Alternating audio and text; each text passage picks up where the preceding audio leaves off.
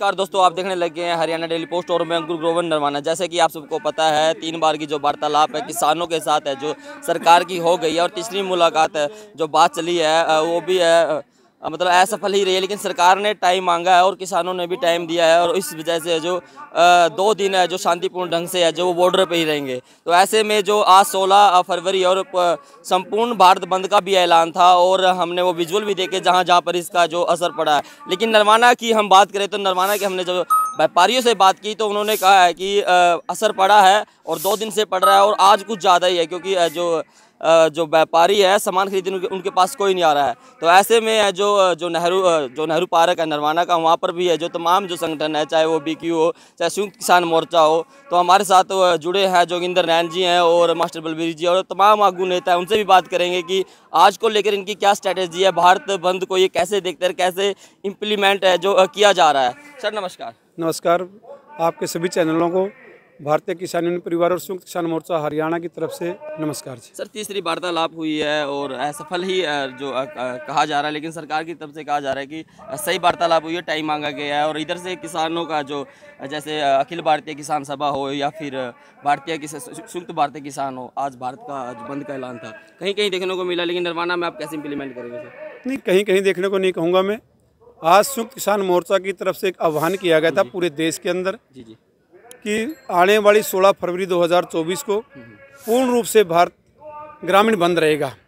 और मुझे खुशी इस बात की है कि नरवाना तहसील के अंदर जो ग्रामीण अंचल हमारा उसमें आज जो हमारे गांव से जो सुबह से दूध लेकर के साथी दूधिया जिसको हम बोलते हैं वो शहर की तरफ आते हैं। आज हमारे इस इलाके के अंदर बड़ा गांव हमारा लोन है। लोन के अंदर एक बहुत बड़ी दूध की डेयरी है। वहाँ हजारों लीटर दूध वहाँ आता है, दूध से उत्पाद बनते हैं। वो हमारे किसान संघर्ष के आंदोलन के समर्थन में उन्होंने पूर्ण रूप से बंद किया।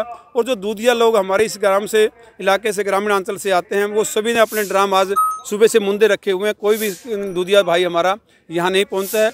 और आज हमारे इस आंदोलन की जो बात करते हैं ये केरला से लेकर के जम्मू कश्मीर तक, आसाम से लेकर के गुजरात तक का जो इलाका है, पूरे देश का क्षेत्र है, उसके अंदर हमारी शाम को पूरे SKM की NCC की मीटिंग से हमें जो रिपोर्टिंग हुई उसके तहत हम खुले मन से कह सकते हैं कि आज की जो देश के अंदर हड़ताल है, जो पूरी देश की आबादी का 5वां-6वां हिस्सा में कहूँगा 25 से 30 करोड़ लोग आज अपने जो दैनिक जीवन का कार्य है उसको छोड़ करके आज छुट्टी पर हैं।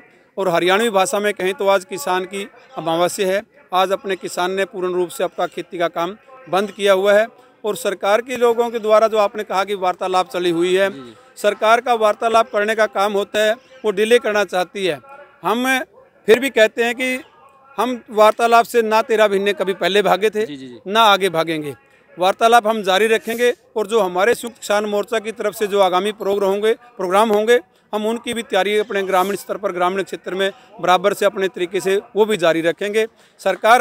सरकार से आपके मंच के माध्यम से, आपके मीडिया के माध्यम से मैं आपकी राय भी सरकार से अनुरोध करना चाहूँगा कि वो अगर हमारी बात को सुन रहा है कोई भी सरकारी अच्छे उच्च पदाधिकारी, प्रधानमंत्री या गृह राज्य मंत्री जिनके हाथ में MSP की लड़ाई का जो पावर है देने के लिए, वो आज घोषणा कर दे TV पर आकर के। हम आपके सामने अभी 1 घंटे के अंदर अपने अपने घरों की तरफ हंसते खेलते कूदते वापस जाएंगे। शांतिपूर्ण ढंग से जाते हैं सभी। मतलब हम किसान ने कभी भी कोई उन्माद फैलाने का काम नहीं किया। पर सर ऐसी तस्वीरें हो रही है नहीं, सरकार के द्वारा किसानों के द्वारा उन्माद नहीं फैलाया जा रहा। किसान लंबे समय से शांतिमय तरीके से अपने शांति के साथ अपना हक चाहता है। तो फिर आंसू गैस के गोले क्यों दागे जा रहे हैं लगातार? सरकार ऐसा माहौल पैदा करना चाहती है कि इनको आरोप, जो इनकी मांग है वो मांग भूल जाएं, इनके ऊपर उल्टा आरोप लगाया जाए।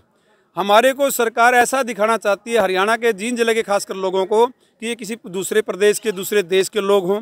ये हमारे देश की आज़ादी के बाद पहली दफ़ा ड्रोन के द्वारा किसानों के ऊपर हमले किए जा रहे हैं। आंसू गैस के, टीयर गैस के वो गोले छोड़े जा रहे हैं जो एक्सपायरी डेट के हैं। एक्सपायरी डेट से मेरा मतलब ये है कि जो जिनकी एक्सपायरी डेट खत्म हो चुकी है वो गैस और भयंकर हो जाती है और कई गुना उसके से नुकसान होने की साइड इफेक्ट हो सकते हैं।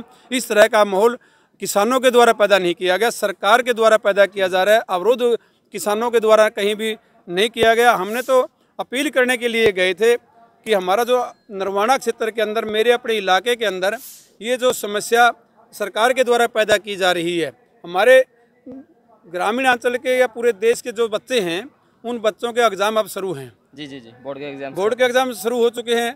दिल्ली बोर्ड के तो शुरुआत ही है 10वीं और 12वीं के क्लास के बच्चों का। बहुत ज़्यादा बढ़ रहा है। एक सेकंड में उसमें बात में कहनी रह गई है कि जो हमारे पंजाब के बॉर्डर के साथ लगते हुए गांव हैं, और खनौरी हमारा पंजाब का शहर है पहला, वहाँ हमारे प्राइवेट स्कूलों में बच्चे जाते हैं। उसे इस अवरोध की वजह से वो बच्चों के एग्जाम पर भी असर है। हमने लोकल डीसी, लोकल एसडीएम से, एसपी से जो वार्तालाप की थी, उसके बाद कुछ राहत मिली है। लेकिन हमारे यहाँ के इलाके के जो प्रतिनिधिमंडल गया, एक एसपी हमारे को पायलट करके लेके जाता है और उसकी हाजिरी के अंदर ही हमारी गाड़ियाँ वहाँ तोड़ेगी, जबकि ऐसा नहीं चाहना था। लेकिन वो मास्टर बलबीर जी से था मेरा।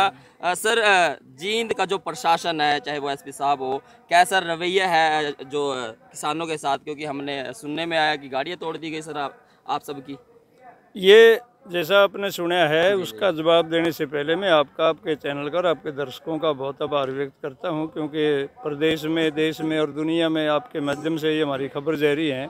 बड़े मीडिया हाउस तो अब सरकार की गोदी में बैठ गए हैं और उनसे हम उम्मीद नहीं कर सकते। जैसा आपका सवाल है, हम बुलाए हुए गए थे क्योंकि हमने यहाँ से फ़ोन किया था कि भाई यहाँ एरिया की कुछ समस्याएँ हैं जिनको हम रखना चाहते हैं, क्योंकि कल से सीबीएसई के पेपर शुरू हो गए, बच्चों की पढ़ाई, स्कूल बंद है। जिन स्कूलों में सेंटर बनने हैं उन स्कूलों में फोर्स उतरी हुई है और बहुत सारा आने जाने का रास्ता, बहुत किसानों के खेतों के रास्ते भी बंद हैं। वो पश्चिम से पूर्व से पश्चिम नहीं जा सकते सड़क क्रॉस करके। बहुत तरह की समस्याएं हैं, तो उनको लेके हमने कहा था कि ये रास्ते यदि आप पूरे नहीं खोल सकते तो वन वे खोल दें। हम तो इस हक में नहीं है कि किसानों ने जो जाना था अपनी मंजिल पर जाने देते।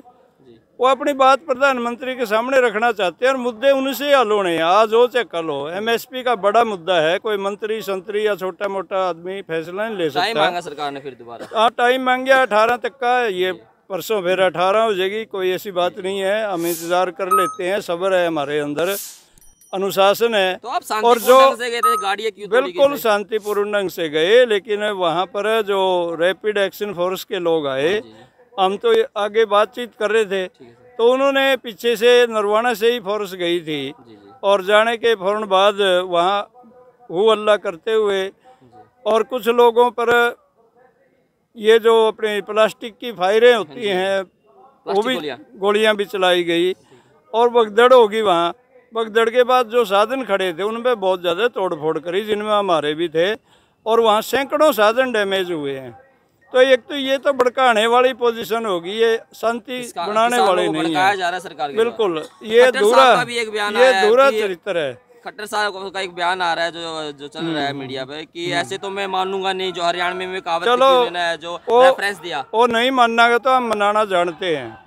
हम जब एक बछड़ा ने बड़द बना सकते हैं, खट्टर क्या चीज है, उसको बैल बनाना, उसको अड़ में जोतना, बिल्कुल अड़ में जोड़ना चुनौती है हमारी, कि जब हम एक नए बछड़े को नाथ डाल के बैल बना सकते हैं तो खट्टर की क्या हिम्मत है।